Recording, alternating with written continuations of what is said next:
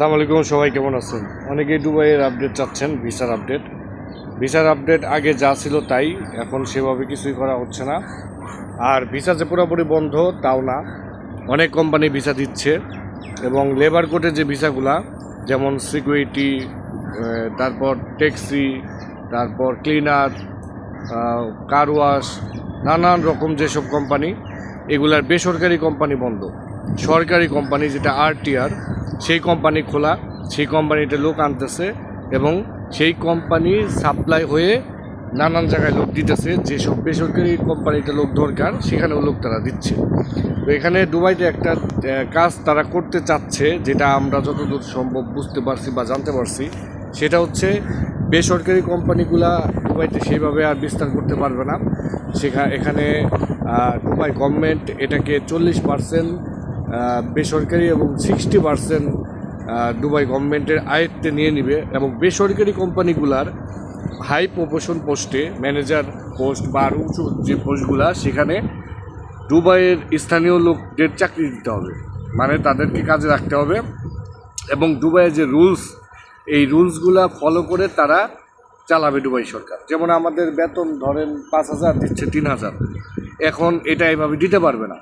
এবং আমাদের মেডিকেল অনেক কোম্পানি দিচ্ছে, অনেক কোম্পানি দিচ্ছে না, এটাও করতে পারবে না। এবং আমাদের যে বছরের ছুটির বেতন, নানান রকম যে সুযোগ সুবিধা এবং এককালীন টাকা, এগুলো সব কিছুই মেনটেন করতে হবে এখন থেকে এই দুবাই গভর্নমেন্ট থেকে। যারা বেসরকারি কোম্পানিগুলোতে বড় বড় পোস্টে থাকবে তারা এগুলো ইনশিওর করবে।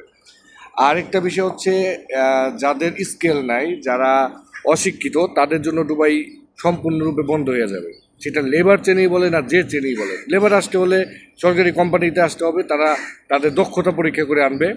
এবং যারা 14 ক্লাস পর্যন্ত লেখাপড়া করছে একমাত্র তাদেরকেই দুবাইতে আসার অনুমতি দিবে, রেসিডেন্স ভিসা দিবে, যেটা যে কোনো লেভেল কাজেই। এবং এটা এমনভাবে তৈরি হচ্ছে যে, এটা অনেকেই শুনলে হয়তো উল্টোপাল্টা কমেন্ট করবেন, তারপরেও বলি, ইউরোপের মতো করে ফেলছে বা ইউরোপের চাইতেও কঠিন করে ফেলবে। ইউরোপে তো আপনার ঢোকার জন্য আপনার আইএল টেস্ট দিয়ে যেতে হয়, অনেক কিছু, অনেক ব্যাপার সেপার। দুবাইতেও এইরকমই সিস্টেম করে ফেলবে। আইএল টেস্টের মতো এত কঠিন না হলেও আপনাকে শিক্ষিত হতে হবে, আপনাকে ইংলিশ স্পিকিং থাকতে হবে, আপনার স্কেল থাকতে হবে, তাছাড়া কোনোভাবেই সম্ভব না। বর্তমানে যারা দুবাই আছেন তাদের ভিসা রেনু হচ্ছে না। তারা ভিসা যখন মেয়াদ শেষ হবে তখন অবৈধ হয়ে যাবে। অবৈধ হওয়ার পর থেকে ফাইন আসা শুরু করবে, ফাইন মকুব করা হবে না। সেক্ষেত্রে তারা দুবাই ছাড়তেই হবে, বাধ্যগত দুবাই ছেড়ে চলে যেতেই হবে। আর যাদের স্কেল আছে তারা থাকতে পারবে, যেমন যাদের দক্ষতা আছে তারা থাকতে পারবে। সেক্ষেত্রে কী ধরনের, যেমন সাধারণ লোকজন কীভাবে থাকবে, তারা যদি লাইসেন্স করে, বাইক লাইসেন্স বা প্রাইভেট কার লাইসেন্স বা যে কোনো ড্রাইভিং লাইসেন্স করে, তাহলে এই লাইসেন্সটা যার ইস্যু আছে তার ভিসা কখনোই নষ্ট হবে না। সে যে কোনো কোম্পানিতেই কাগজ জমা দিলে দেখবে দুবাইয়ের তার একটা লাইসেন্স আছে, সে দক্ষ, তাকে কাজে রাখবে। তারপর সে ড্রাইভিং ভিসায় কাজ করবে না সেই ভিসা নিয়ে অন্য কাজ করবে, সেটা তার ব্যাপার। সেখানেও নিষেধাজ্ঞা থাকতে পারে। তো এখন যারা দুবাই ঢুকবেন, অবশ্যই খুব সাবধানে ঢুকবেন, কারণ দুবাই আপনি ঢুকলেই হবে না। ভিসার যে জটিলতা, এই জটিলতায় আপনাকে বেশি দিন থাকতে পারবেন না।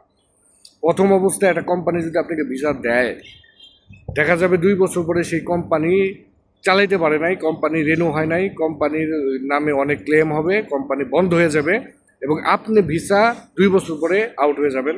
এরপরে আপনি কি করবেন সেটা মানে বলা যায় না। কি করবেন, কিচ্ছু করার থাকবে না। একমাত্র সরকারি কোম্পানিগুলোতে আপনাকে যে ভিসা লাগাতে হবে, লাগিয়ে তাদের আন্ডারে থার্ড পার্টি হয়ে কাজ করতে হবে, এই ছাড়া আর কোনো ওয়ে নেই। তো যাই হোক, এটাই ছিল আপডেট। তারপরে আমার জানায় বোঝাই অনেক ভুল থাকতে পারে, আমি প্রতিনিয়ত আপডেট আপনাদের দিব। আর এই পর্যন্তই আজকে জানালাম আর কি।